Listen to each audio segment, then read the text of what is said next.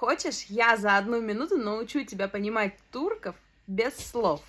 Чтобы сказать «нет», делаем так. Если вас кто-то сильно напугал, делаем так. И не удивляемся, когда кто-то из турков это сделал. Если мы хотим кого-то подозвать, мы зовем вот так, иди сюда. А они зовут вот так. Чтобы в кафе попросить чай. Икитана. Икитан чай. Чтобы попросить в кафе счет.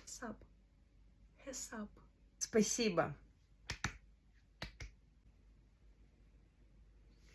Вкусно. А если ты хочешь узнать, какие есть еще лайфхаки для того, чтобы понимать без слов, то скорее переходи на мою страничку. До встречи в новых видео.